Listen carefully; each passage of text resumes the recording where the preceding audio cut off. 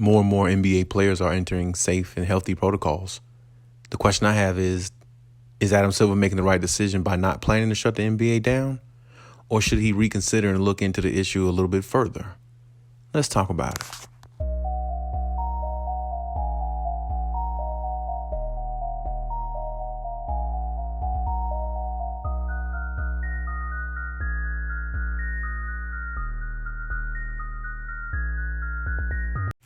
In a situation like this, of course, I always say the safety of the players come first.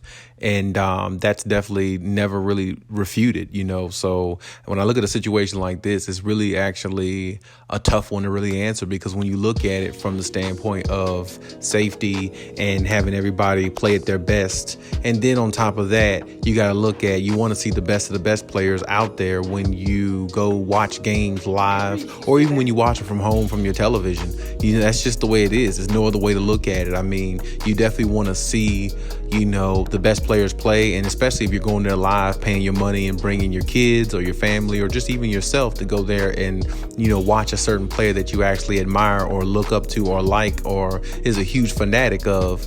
And maybe, of course, the team as well, being a huge fanatic of the team. You want to see all the players there that are supposed to be there. And, with the health and safety protocol thing, the NBA is being as precautious as they can. They're doing everything the best way they can in the situation. Adam Silver comes up saying, though, as of late here, they have no plans of shutting down the NBA as they did a couple seasons ago when the bubble started. And, the biggest question about that is, what a lot of people might actually draw back from, well, what's the best thing to do for the NBA? In regards to the health of the players, or are you not trying to shut down the season because you don't want to lose as much money as you did a couple of years ago when the COVID issue really actually started? And, that's a back and forth type question or back and forth type answers you'll get from a lot of different people, because it's just one of those things where, or one of those situations where it's definitely, half the room is going to be divided probably when you ask questions like that. And in a situation like this, it's really hard to predict because, like I say, I think the health and the safety of the players always should come first more than anything. Honestly, when you look at it from this standpoint, if you have, let's say, 10 teams or let's say 20 teams on the schedule tonight to play, and you have to postpone 6 or 7 of those games or about 10 of those games because of COVID's and health protocols, and half the players that are on there are not available. And on top of that, if it's the main players, the superstar players on the team that are not available, it still really hurts the ratings of the NBA because, if LeBron is out because of health and safety, and let's say you got KD, and when Kawhi comes back, let's say he is, or, any of the top players in the NBA, of course, every player in the NBA definitely matters. So I don't want to say or come off like none of them don't. But when you have the main players out there, missing games or unavailable to suit up just because of,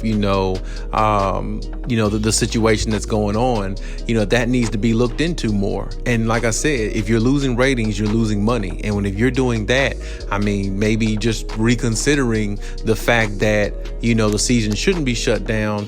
It could be something they look into. But me as an NBA fan, of course, I'm going to sit there and think to myself, I really hope the season doesn't get shut down, just because I want to see the players play and I want to have something to watch on TV.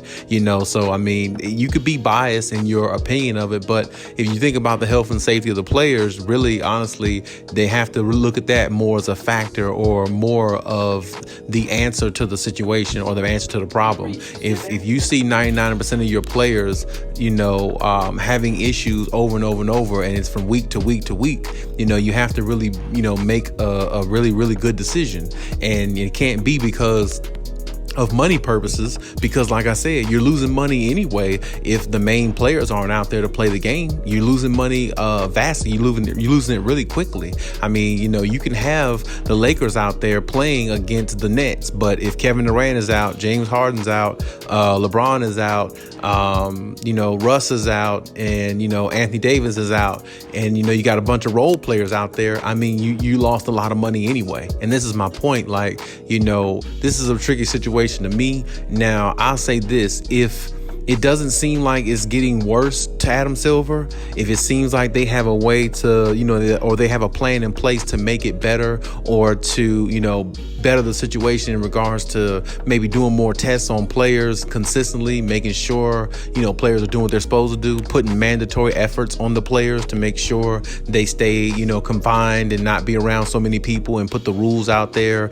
and things like that. And players actually abide by things like that. Hypothetically, if they did put things like that in place, that would be good, because that would actually save the NBA season. They wouldn't even have to have this conversation probably, because the main thing is players just out there doing what they want to do, going places, not really thinking, not being protected, wearing any mask or anything like that probably. So that's the reason why more and more cases are going around. And then, like I said, I said before, just because you have a lot of players in the NBA that are vaccinated, but you have a lot that aren't, you know what I'm saying? So it's one of those things where it's like,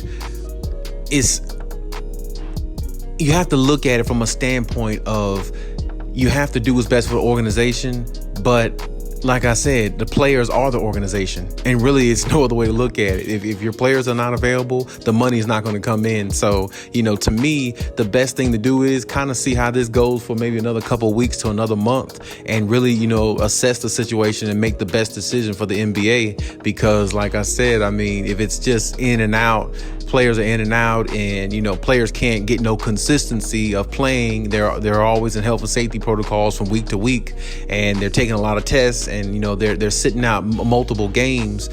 Like I said, you're still losing money, but at the same time, the teams are not really building no chemistry. And like I said, if you're not building chemistry, you're messing up a team's flow of actually getting to the ultimate destination they want to, which is to win a championship or contend for a championship. So like I said, it's just really such a hard situation to look at. It's really it's so much of a up and down type situation mentally, because like I said, you don't want to put the players in any risk or anything like that, because you want them there because they are the organization. The NBA is the players. That's it. I don't care about the people in the main office or anything like that. No, what you see on TV are the players. You don't see Adam Silver on TV except every now and then, or when a team wins the NBA finals and he has to hand out the trophy. You don't see him playing with a jersey on. It's the NBA players that we care about. And like I said, their health and safety comes first.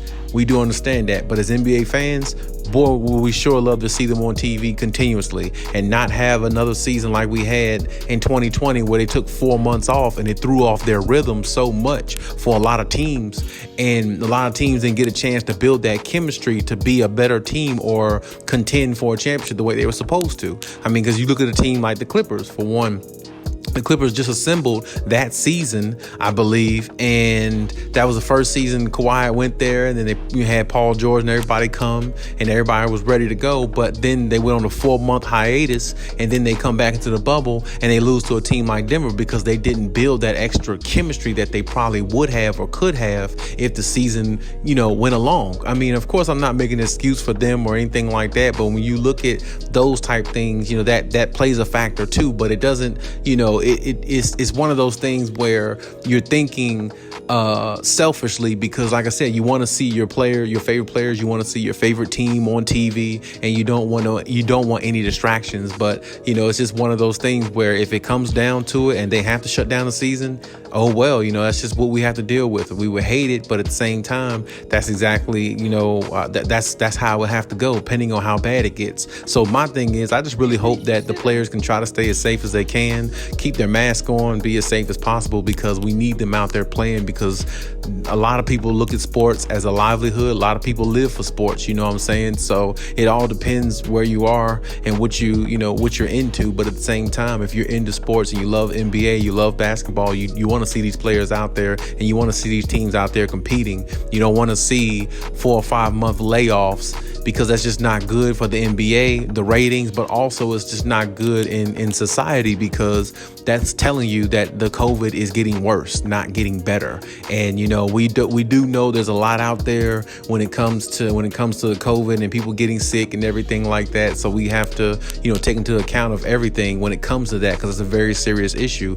It's just that as NBA fans, we hope that the season can continue, because like I said, it's what we do, it's what we love to see, and the players love to play, and they rather be out there than be sitting at home, I believe, making the money they're supposed to make rather than sitting at home and not doing what they love to do. So I mean, it's one of those situations. I'm glad Adam Silver made the decision to not shut down the NBA right away. I'm glad that he kind of made the decision to kind of maybe possibly wait a little bit and see, how it goes forward, see if it gets a little bit better than actually worse, and just kind of take it from there, because, it's hard to shut down an organization or a whole campaign, whatever you want to call the NBA. It's hard to shut that whole operation down, losing billions of dollars and, giving promissory notes to players saying, hey, we'll be back, we just don't know when, or something like that. It's just very hard to do things like that. So I mean, you have to look at it from his standpoint and what he's thinking and how he should go about making the best decision